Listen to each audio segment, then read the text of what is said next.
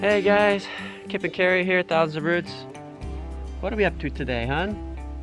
Well, we've got an interview to do. Kip mentioned doing an interview between the two of us, back and forth, talking about why are we even living this life and how do we get to where we're at, things like that. So, and then a few people also wrote in some questions along those lines, so we're going to try and answer some questions today. Yeah, so it's going to end up being more like a Q&A, Yeah. I guess, sort of style.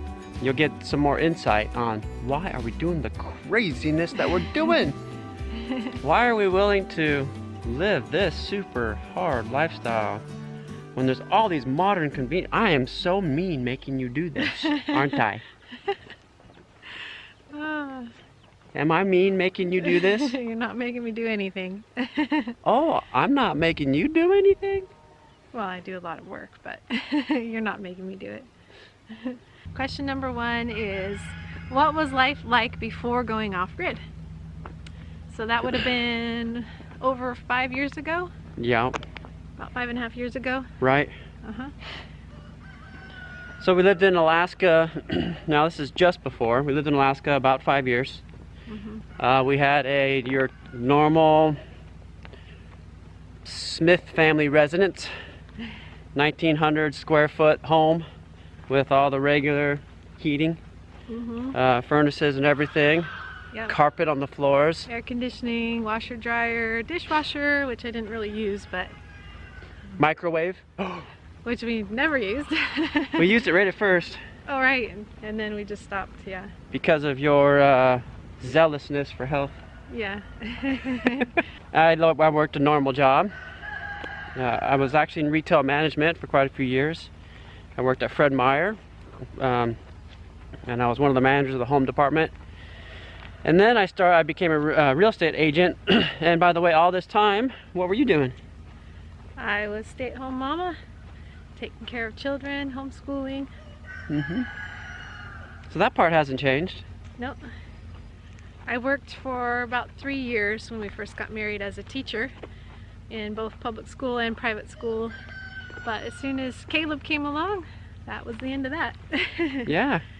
Was that because I said, you must stay home, I want you barefoot and pregnant all the rest of your days? No. No? Why? It's because that's where I wanted to be. Oh. So, yeah. And guys, I know it seems silly, but honestly, we get comments like, Kip is so mean. He's making Carrie do these things. He should let her be free and provide for her with things like a vacuum. So, which I understand people are, they're just trying to be thoughtful, but know that I am exactly where I want to be. Home is where I love to be, and this way of life is, I'm just embracing it wholeheartedly. So yeah. Hear, hear. If you wonder what we're doing while we're shooting this video, we're actually walking our whole property and figuring out what needs to be done to prepare for some guests that are coming. We need to make sure there's plenty of guests coming. We want to Who's coming? In about a week you'll find out who's coming, but we want to make sure that they can maneuver in our property, pull in and around, and we want to make sure little ones are not tripping over things. So we're trying to get our place a little more hospitable as we shoot this video. All right, so question number 2 is, do we miss anything from city life? I guess I miss showers. I forgot about showers. I miss showers for real. Yeah, I think that would be the biggest thing I miss is showers. Regular warm water? Yeah, regular warm water. Nice. Regular running water at all. At all, yeah. Yeah. Yes, regular running water that's there every single day without fail, without any extra work, but turning on the tap. Which we do have some of the time. And we're getting things better set up so that we'll have that more regularly here. Now I think part of the city life question is like the bright lights and the entertainment and the eating out and all this kind of thing of city life. And really, when we lived in Alaska, we were like, I think it was like a 17-minute drive to get into town. And we weren't go out and about people big time anyways. We used to just like once a month go out to eat. Right, maybe once a month. Maybe once a month. To healthy restaurants that were there. There was two really healthy restaurants there. About two, yeah. And so that was great. But you know what? I mean, going out to eat, like, that's not a big deal. No. That's not much to give up. I guess maybe the other thing there was the bouncy bounce we took the kids to a couple times. So Yeah. availability to the kids play area. The children will always get sick after They that, got though. sick as dogs every time we went. I know, so it wasn't really worth it for me, but... Yeah. So bright lights and that kind of stuff on city life. Movies, we just didn't do any of that stuff. So Yeah. we prefer, if we were going to do something relaxing or enjoyable, it would be go fishing on the lake or take a walk or a hike or Yeah. get together with some So, friends or... So really, honestly, like city life never really had its draw to us. I think we were just meant to be country folks. Yeah.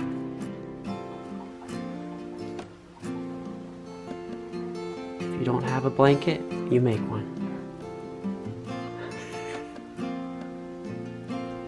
And he's purring just by hearing my voice. Hey, sweet boy. Yeah. Hi, sweet boy. We had to come in where it's a little bit warmer. So, someone wanted to know who started this journey. Was it Kip or was it I who kind of started us on this journey? And Who made who do what? To who and why? well, we obviously both were in agreement to do this, but it probably all started with me. Years and years ago, pretty much right after having Caleb, I was blessed with a book from my mom by Jordan Rubin and started a journey of health and wellness, nutrition. It's your mom's fault. It's my mom's fault. I've always kind of had that desire to get back to the land, to learn farming, just a desire to feed our family healthfully meant producing our own food. Along those lines, in Arizona, we started growing some of our own food. We were trying tomatoes and Yeah, on our patio. yeah, and little bits here and there. We both kind of like, yeah, we like this, you know. We like growing stuff and producing. And while we were there, I got Joel Salatin's book. You could farm. You Can Farm, maybe, or Salad Bar Beef, or I think you got a few of them. or one of the other plethora of books that he has. Yeah. But from that book, I realized, well, you can farm and make a living at it. Mm-hmm. Yeah, it's not going to be, you know, Shazam, and you're doing it and making money, but you can do it. Mm-hmm. It was really, honestly, Carrie's zeal and passion for growing our own food that kind of got me looking into it more and considering it more, praying about it. And when we were in Alaska, that's when we really realized collectively, both of us, that we want to do this. So let's figure out where. And if you want to hear all the details about that, you can look up there. We'll put a link on Why Missouri and the process we went through for that. Mm-hmm. Okay, by the way, on all these questions, we haven't rehearsed this. We haven't like spent time. No, there's no script. There's no script. We talked a little bit about the questions, and that's about it. We talked about what questions we want to field, and that's really it. Same with when our children come. We have not scripted them. We've not prepared them. And guys, I want you to understand something about our videos. That we almost never like set up scenes. No. We just roll with it.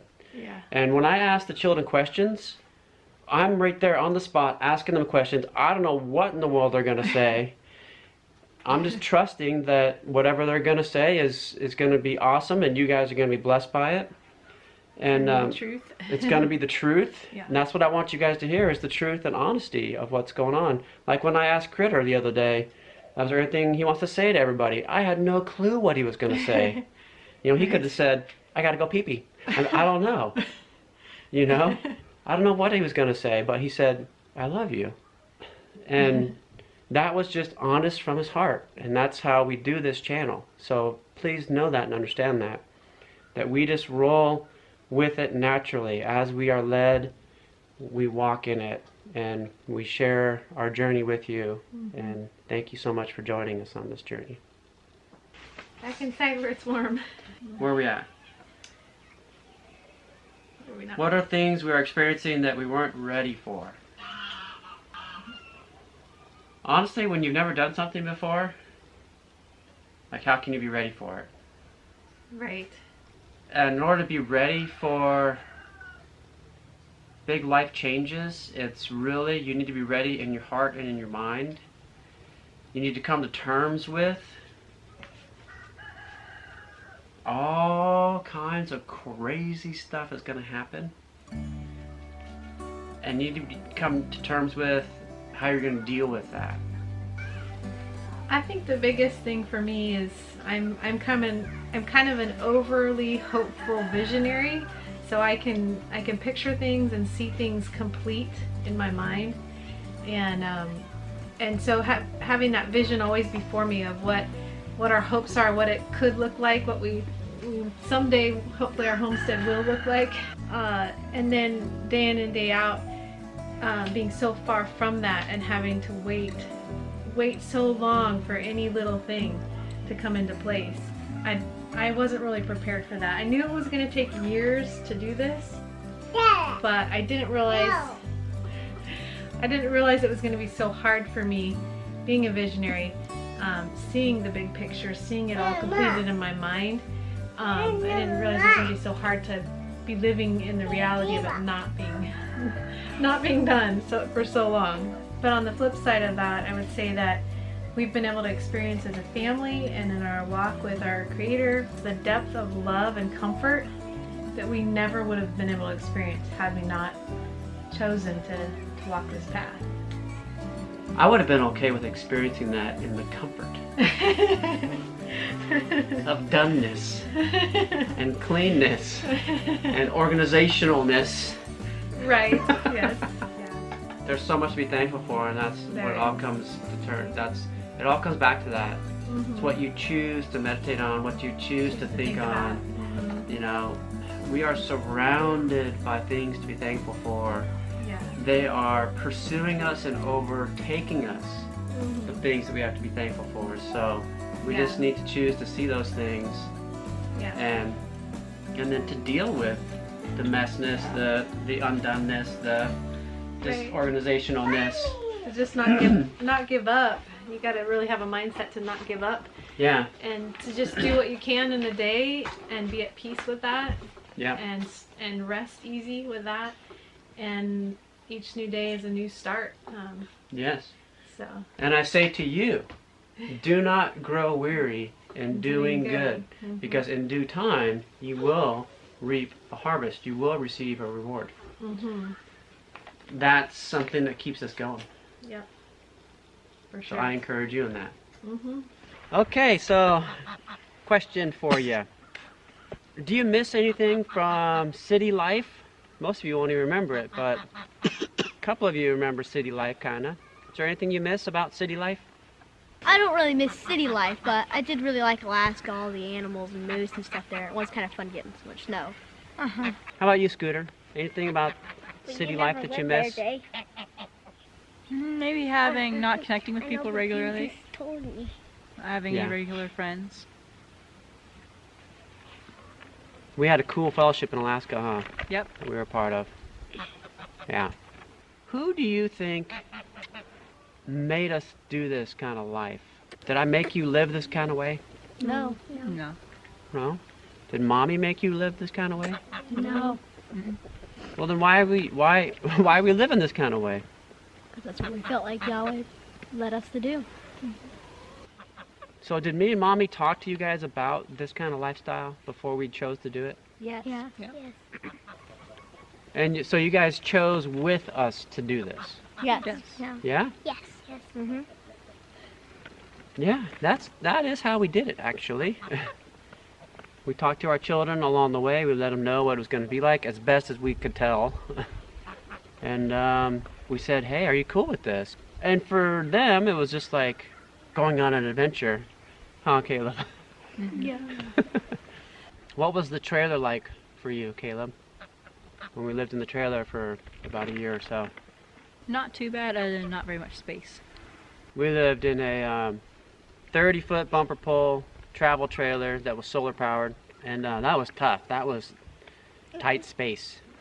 I liked it in the trailer. Did you like it in the trailer? Uh-huh. Cause I was a little baby when I was in the trailer. Huh? Where were you born at, Joseph? In the trailer? In the trailer. That's right. Yep. And that went fantastic. I mean, there was no problems. The midwife was there, and everything went great. So I'm really thankful for that. Thankful for you. So as far as like off-grid living, what's some of the things that are most difficult for you that maybe you didn't expect? Power and stuff, it doesn't really seem any different for me. Yeah.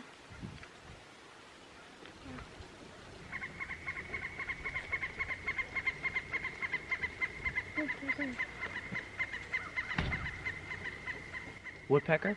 Yep, that's a woodpecker. Can you just tell by the sound it makes? Uh-huh, and by how it looks. Mm-hmm. So Caleb, what about you? Off-grid living? Maybe some of the water. Some of the water. Water and maybe the generator too, I'd say. So not always having water all the time. Right. Not always having hot water, that's for sure. Hi, Daisy girl. You gotta get in on this interview, girl. Is that what you're doing? You just gotta get in on it. Yeah, and the power. I know you've had struggles, Caleb, with like wanting to plug tools in. And use tools, and we're like, can't plug them in, dude, and use them. So then he's like, well, generator. Yep, gotta use the generator.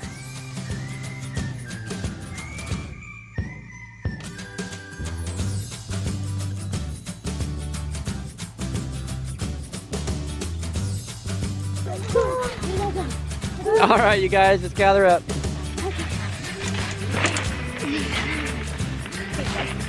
Okay, one last question.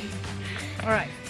If you were talking to friends of yours and they were saying, hey, we're thinking about doing this off-grid homesteading, what would you tell them to do to be ready for that?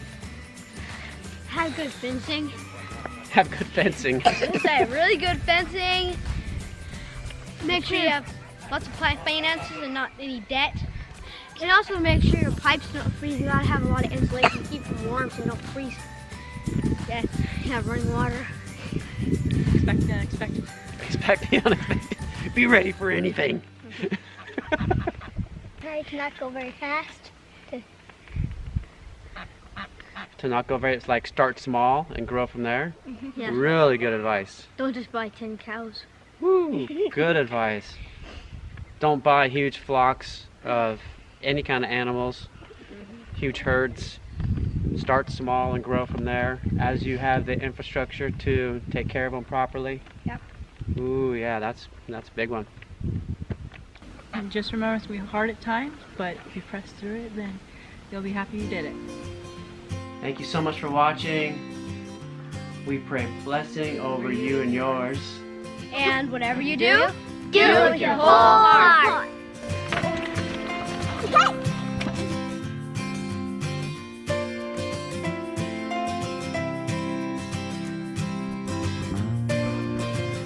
That is good blueberries. One of our favorite snacks. Frozen blueberries.